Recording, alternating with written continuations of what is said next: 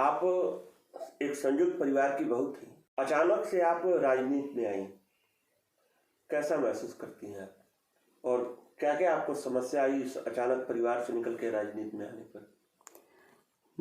महिलाओं के लिए तो एक चुनौती भरा सामाजिक जीवन होता है।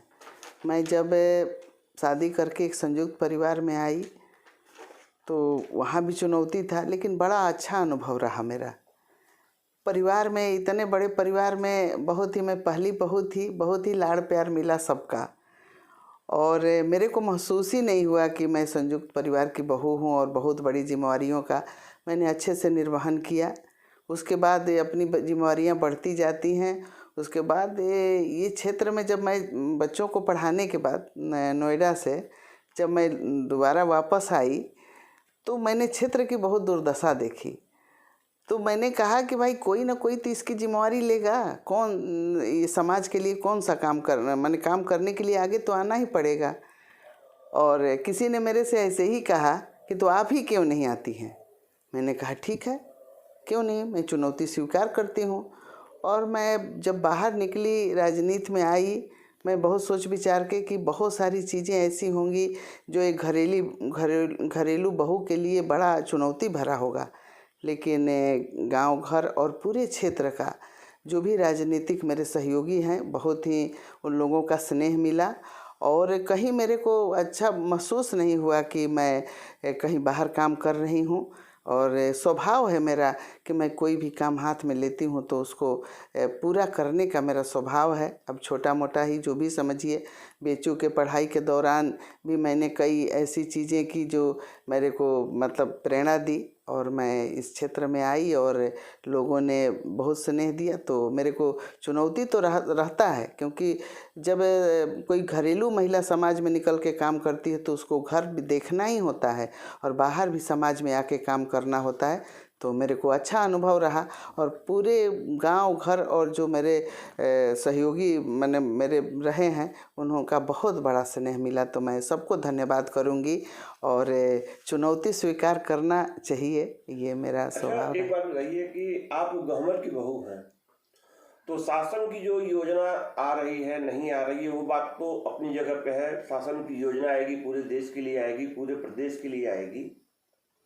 आप गहमर की बहू होने के नाते गहमर के विकास में अपना सर्वश्रेष्ठ योगदान क्या देना चाहेंगी? आप क्या सोचती हैं यहाँ की महिलाओं के बारे में? मैं जब गहमर में आई थी और गहमर की भौगोलिक स्थिति देखी थी तो एक कहीं शहर से अच्छा भौगोलिक स्थिति गहमर का है। और यहाँ समृद्धि बहुत ही मतलब महिलाएं पढ़ी लिखी और घर परिवार से समृद्ध हैं महिलाएं। और महिलाओं के लिए भी करने के लिए बहुत कुछ है। और मैं चाहूँगी कि सरकार की योजना तो आ ही रही है, लेकिन महिलाएं इतनी एजुकेटेड हैं कि अपने घर में भी कोई स्वरोजगार करने के लिए प्रेरित हो तो करना चाहिए। एक बार मैं मिली थी मेनका गांधी से और वो सर्किट हाउस में आई थी, तो उनसे मेरी चर्चा हुई थी। वहाँ पे कमिश्नर भी थे और मैंने उनसे कहा था कि भाई मेरे लिए भी, मेरे गांव घर के लिए भी, मेरे क्षेत्र के लिए भी महिलाओं के खास करके योगदान के माने महिलाओं के लिए अपने आर्थिक योगदान में क्या हो सकता है। तो उन्होंने कहा था कि मैं कैंप लगाऊंगा और एक जो घर में बैठ के महिला अपने परिवार को देखते हुए कुछ कार्य कर सके, जैसे नर्सरी लगाना जिसके पास छोटा ज़मीन है, सिलाई कढ़ाई करना, बत्ती बनाना, धूप बत्ती। हालांकि उनसे बात हुई थी कि धूप बत्ती वो गुजरात से यहाँ आती है बनारस में, और यहाँ आसपास के ही महिलाओं को मशीन बांट दिया जाए तो हो सकता है। तो मैं इस पे लगी हूँ, कमिश्नर से कई राउंड बात भी मेरी हुई है।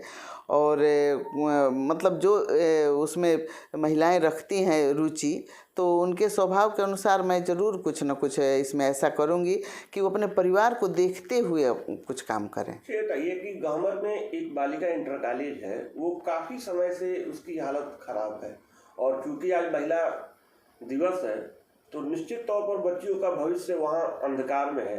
इस पर आप अपना क्या कहना चाहिए? देखिए, मैं चुनाव में जब मैं विधायक नहीं थी तब से उस समस्या पे मेरा ध्यान है। और ये समस्या बहुत बड़ी समस्या है। आप जो कह रहे हैं कि जैसे एजुकेशन के लिए नए विद्यालय खोलना और वो चलता हुआ विद्यालय, मैं हर स्टेज पे इस बात को रखी हूँ, लेकिन कुछ सरकार की भी मजबूरी है। मैंने नज़दीक से उस बात को देखा और समझा है। DIO से तो मेरे 50 राउंड बात हुई है। मैंने 50 लेटर उस पर लिख दिया है 3 विद्यालय के लिए। एक दिलदार नगर में है और एक गहमर में है और एक मेरे जमनिया में है। तो जमनिया में तो वो 500-800 लड़कियां हैं, चल रहा है। फिर भी मैंने वहाँ कई सब्जेक्ट उसमें जोड़वाने का काम किया।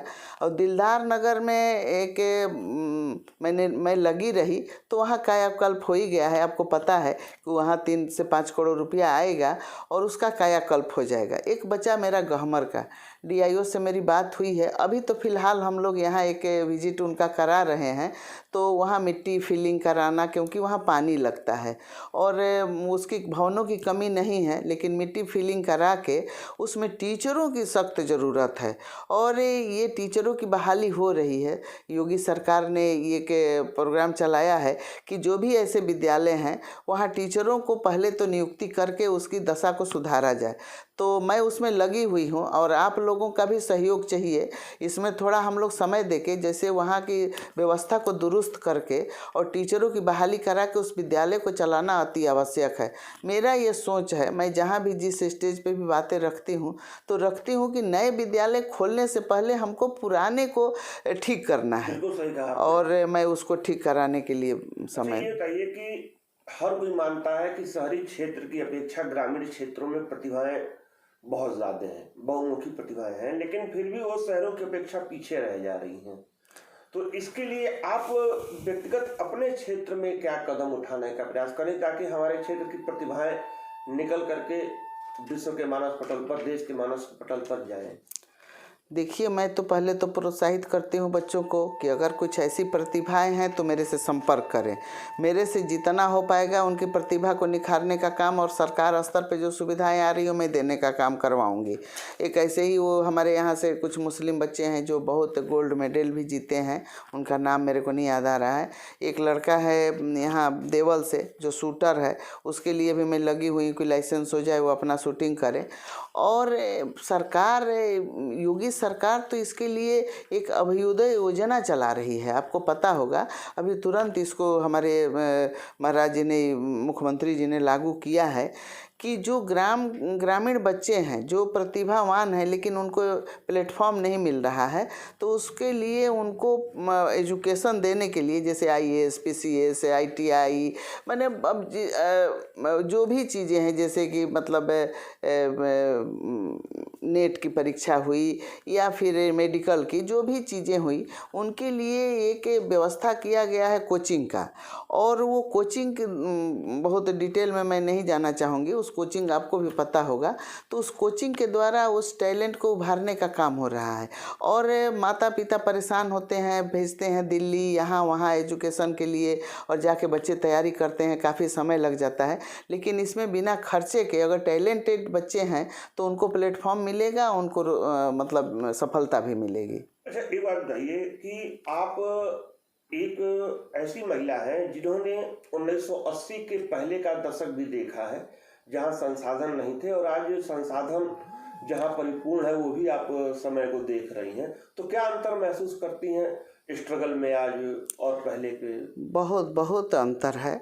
हम लोग ही, जब मैं अपना ही बता रही हूँ, जब मेरे को BHU में एडमिशन हुआ, जब मैं कामाख्या पे पढ़ने गई थी, तो बहुत मतलब समाज में एक ऐसी परिस्थिति थी कि मेरे माता पिता, मेरे पिताजी हालांकि बहुत मेरे को पढ़ाने के लिए शुरू से ही उन्होंने ऐसी इच्छा रखी थी कि मैं अपनी बेटी को पढ़ाऊंगा और जो भी ये करना चाहेगी मैं दूंगा।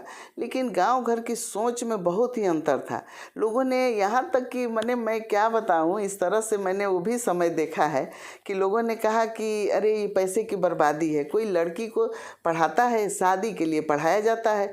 लेकिन मेरे माता पिता को मैं धन्यवाद देना चाहूँगी कि मेरे पिताजी ने मेरे लिए इतना सोचा। और मैं 10th जैसे पास करी, मेरे पिताजी नहीं रहे, लेकिन माँ मेरी मतलब 5 ही पास होंगी मेरी माँ, लेकिन उनके अंदर एक ये बात आ गई कि अब हमको बच्ची को पढ़ाना है।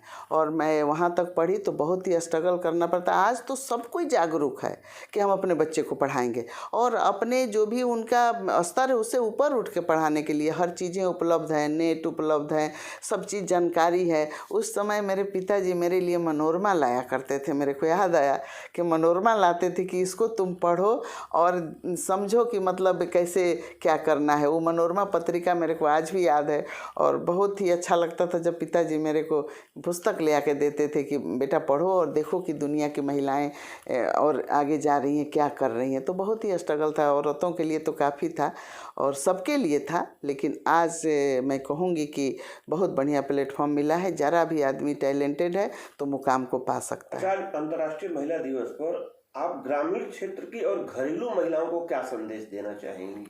देखिए, पहले तो मैं घरेलू महिलाओं को कहूँगी कि अपना घर ही अपना स्वर्ग होता है।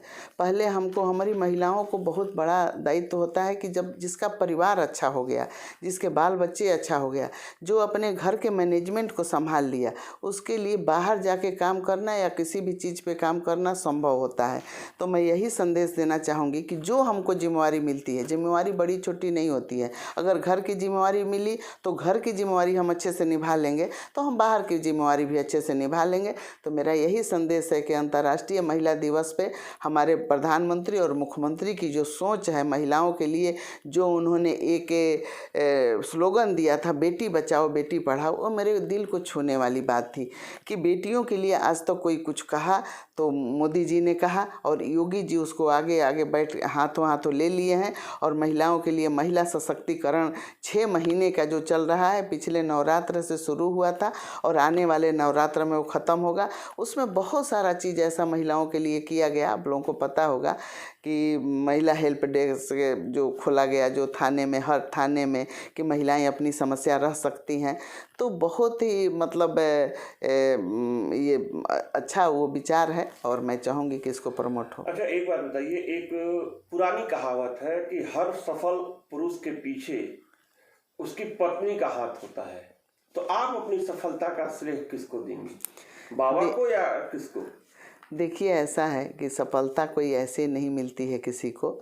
जब ये कहावत है कि पति के सफल बनाने में एक महिला का हाथ, पत्नी का हाथ होता है, तो किसी भी पूरे परिवार में किसी को सफल होने के लिए पूरे परिवार का, और मेरे पति का तो मैं हृदय से उनको आभार व्यक्त करूँगी, धन्यवाद दूंगी कि जिनकी सोच इतनी व्यापक थी कि हर स्तर पे हमको जाके उन्होंने सहयोग किया। जैसे मैंने बच्चों को पढ़ाना हुआ, दिल्ली जाना हुआ, तब से लेके और हर मामले में, देखिए मैं बहुत भाग्यशाली अपने को समझती हूँ कि हर मैटर में मेरे को, पहले तो ये भी सबको चाहिए, मैं सबके लिए कहूँगी कि महिला से भी सुझाव लेना ज़रूरी है, क्योंकि परिवार में कोई बड़ा छोटा नहीं होता है। अब बच्चों से भी आदमी सुझाव ले सकता है, उनके विचार अच्छे होंगे तो उनको भी रखिए। तो पति ने मेरे से सुझाव लेना और मेरे को सम्मान दिया, तो जब घर में सम्मान मिलता है तो बाहर भी सम्मान मिलता है।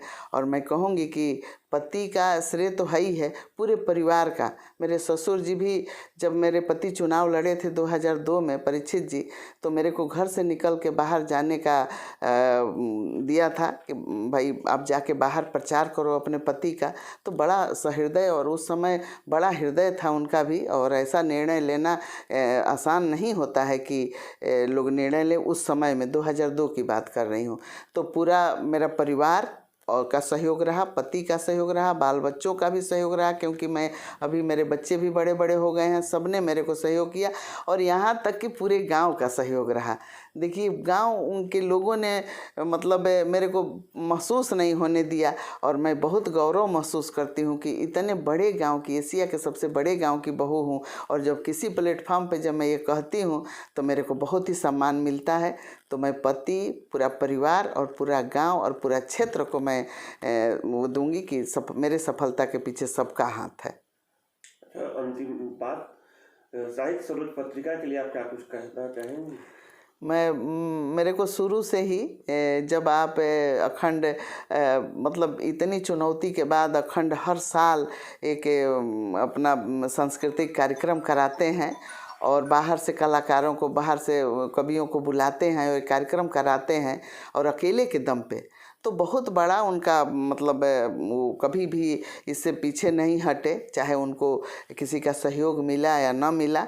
तो उन्होंने आज तक इस पत्रिका को संभाल के रखा और हर स्तर पे मैंने जाके उन्होंने काम किया, चाहे जिस सांस्कृतिक कार्यक्रम में जाना, किसी से मिलना और ये गांव का गौरव बढ़ाने का काम किया। मैं तो शुरू से ही देख रही हूँ कि हर साल उनका कार्यक्रम होता है और चाहे किसी का सहयोग मिले या ना मिले, अखंड अपने उसमें लगे रहते हैं। तो पत्रिका आपका फले फूले और बहुत व्यापक उसका दायरा हो, मैं यही कहूँगी। और